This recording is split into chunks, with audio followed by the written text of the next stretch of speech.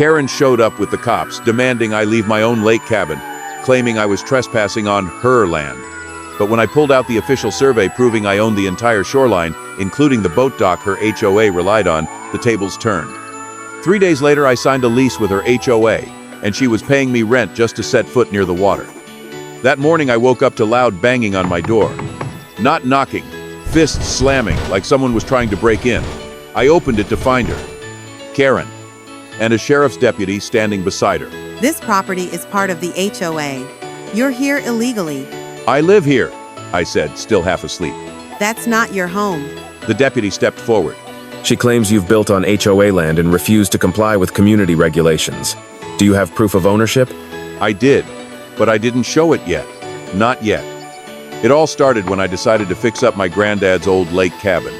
He built it back in the 70s, long before the area was turned into a picture-perfect HOA suburb run by people like Karen. The land, including the dock and shoreline, was part of a legal parcel passed down to me.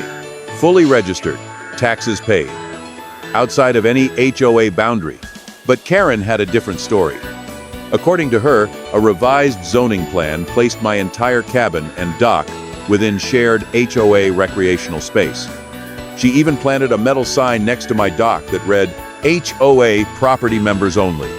At first I ignored it, figured it was a misunderstanding. Then the HOA shut off water access. Then they blocked off my dock with yellow rope. Then, finally, Karen showed up at my door with a cop, trying to evict me from my own cabin. This time, I calmly pulled out the deed, the property map, the purchase contract, the fact that the parcel was never annexed into the HOA, and that the boat dock, picnic area, and a chunk of their walking trail, all on my land.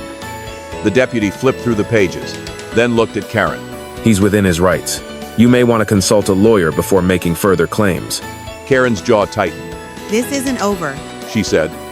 She had no idea how right she was. 2 days after Karen brought the sheriff to my door, I hired a licensed land surveyor. He didn't just walk the property with a clipboard. He showed up with drones, GPS, and laser mapping gear. When he finished scanning the land, he looked at me and said, "You own more than you think." Not just my cabin and dock, but the full stretch of shoreline the HOA had turned into their community launch zone. Even better, half their beloved lakeside parking lot sat on my land too. They'd held summer BBQs, HOA parties, even yoga sessions, all without my permission. I scheduled a formal HOA meeting. Karen showed up early, in a lavender blazer, arms crossed, eyes narrowed. I laid out the survey maps and county records. She barely looked at them before scoffing. This is absurd. I don't recognize your claims. I kept my cool and replied, "That's fine. The county does. And starting today, I don't recognize your right to use my dock." Then I handed her a lease agreement. Terms were simple. Annual rent for use of the dock, shoreline, and launch zone. All events require my written approval at least 2 weeks in advance.